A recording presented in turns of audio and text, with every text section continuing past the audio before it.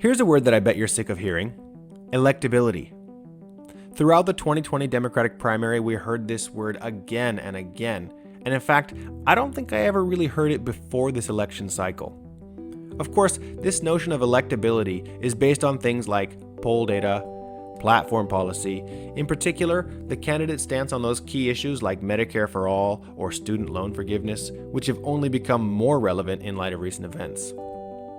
Then there's their popularity with those all-important swing voters, people in states like Ohio and Florida who apparently haven't made up their mind who they're going to vote for in November and could swing the entire election. Now, these are all really important things, and that's what the pundits should be focusing on. But what I wanted to look at is the actual historical precedent for former vice presidents becoming president and senators. So what are the odds? I mean, what is the statistical advantage or disadvantage of being a former vice president compared to being a senator when you want to become a president? Initially, from the look of it, vice presidents have a pretty good track record. I mean, out of 45 presidents, 14 of them, almost 1/3, were first vice presidents. In fact, this guy, John Adams, was the very first vice president, and he became the second president. But when you look more closely out of these 14 people, 9 of them were actually not initially elected as president. 8 of them took over when the president died in office, and one of them, Gerald Ford, took over when the president resigned. In fact, Gerald Ford wasn't even elected to vice president. He was appointed to that as well when Spiro Agnew resigned a year earlier. Now, out of these 9 people, 3 of them never sought re-election, and a further 2 of them did seek re-election, but they lost on their first try. Well, there's 5 that we can take out right away. That leaves 4 former vice presidents who actually ran as incumbent presidents, and then 5 more who ran on their VP status alone. But it's not quite that cut and dried. For example, LBJ, Teddy Roosevelt, and George H.W. Bush all won one election and lost another one. Nixon won twice and lost once, and Martin Van Buren won once and lost twice. Then there's the case of Thomas Jefferson, who actually tied in the election of 1800, and it was so contested that Congress actually rewrote the entire rule book for how elections would be carried out from that time forward. Now let's have a look at the Senate. I mean, the Senate is sometimes called presidential preschool or a presidential incubator because of how many presidents got their start there. But having a look at this, it's not that much different from the vice president list that we saw before. Also, before we get started, I wanted to say a couple funny things. First of all, this guy, Franklin Pierce, his mom's name was Anna Kendrick. I'm not even kidding about that. And this guy, James Buchanan, for years he's been considered the worst president in history by almost everybody, until recently when somebody knocked him out of that place. Now, out of these 16 people, 6 of them actually were former VPs, and of those 6, 4 of them were not initially elected to the office. The remaining 2, Nixon and Van Buren, also lost at least one election. So perhaps being a senator is not exactly the best path to becoming president. After all, out of all of these people, only 3 people went directly from the Senate to the presidency. That's my man Barry in the corner, my man JFK in the other corner, and Warren Gamaliel Harding. So what is the best path to the presidency? Well, we've already looked at vice presidents, and we've looked at senators. Most people say that governors is the best path to the presidency, but only 17 of them began as governors. Compare that with 19 who started as U.S. representatives. 22 presidents began their career in the military, and 26 began as lawyers. This looks pretty good for Biden because he's not only a vice president, but he's also a senator and a lawyer. Compare that with Sanders, who has the distinction of serving both in the Senate and in the House of Representatives. It's pretty clear that just looking at the Senate's track record and the vice presidency's track record at creating presidents is not going to be enough. So let's have a look at the actual election data. Now here's a list of every presidential election that involved a former vice president. Right off the bat, that one at the top in 1796 with John Adams. This is before the invention of the modern two-party system, and candidates at that time didn't even really have to campaign like they do now. Also, the role of the president and the vice president were not really defined the same way they are now, and the way that they were elected is so different than the way that modern elections are conducted, it's better just to cross that one off. Also, that election of 1800 that was decided in a tie, well, it ultimately was decided by Congress because they had the same number of popular votes and electoral votes. Congress at that time was led by Alexander Hamilton, who famously despised Aaron Burr. Aaron Burr is the guy running against Jefferson here. For a lot of reasons, we should probably cross this one off as well.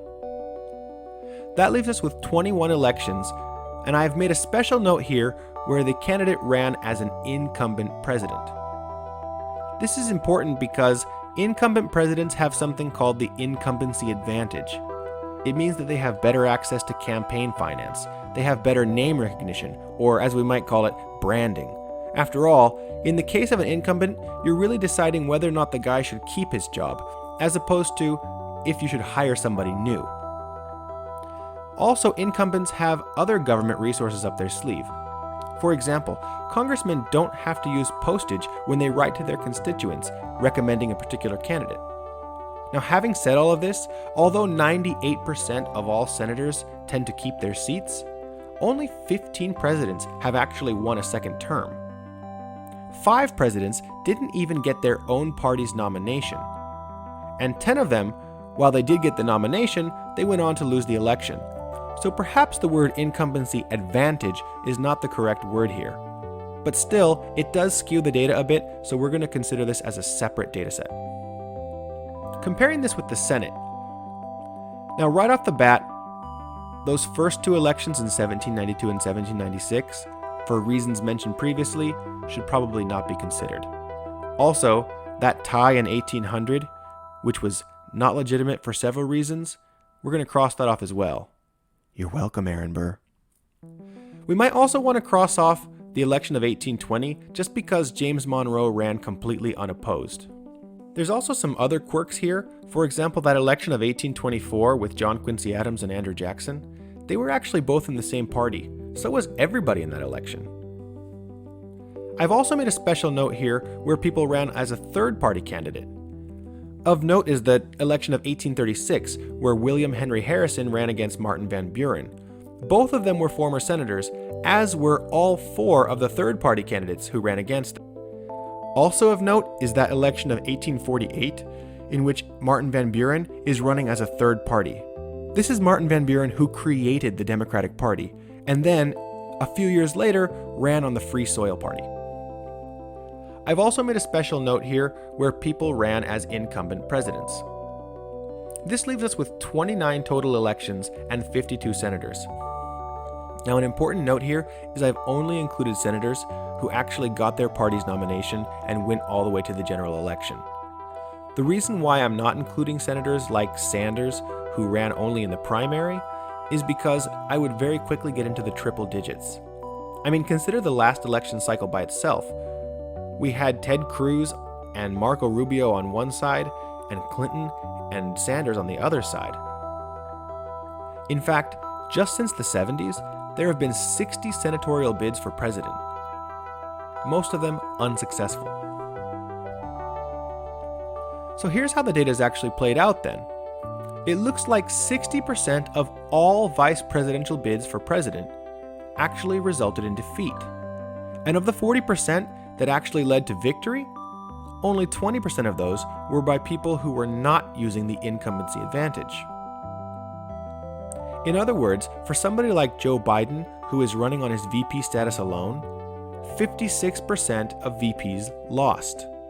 Compare that with 44% who won. Now let's compare that to the Senate.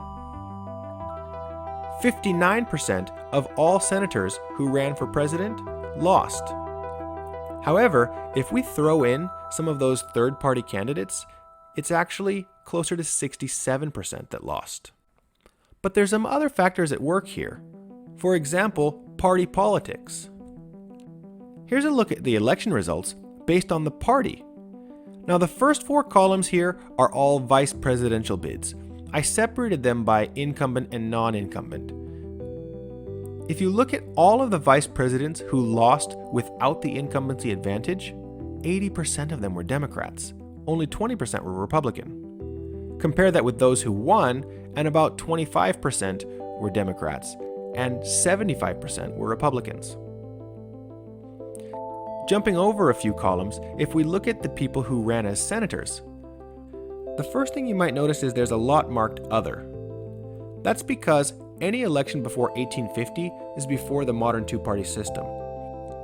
But besides that, you'll notice that a lot more Democrats won and a lot fewer Democrats lost. So what does this actually say about electability? Is Joe Biden actually electable? Well, here's some things to take away. 60% of former VPs tend to lose the election. 59% of major party senators also lose, so that's a wash. Is Joe Biden more electable than Donald Trump? Well, here's the thing. Donald Trump is a statistical anomaly. He's the only candidate in history to have no experience with elected office, appointed office, or any type of military experience whatsoever. So who's the more electable one here? Well, based on the criteria that we've been looking at, it's definitely Biden. But if there's one thing that we learned from the 2016 election cycle, it's that the American voting public is anything but predictable. These type of stats and studies really don't do anything to predict who's going to win. For president nerds like me, I can't wait to find out in November.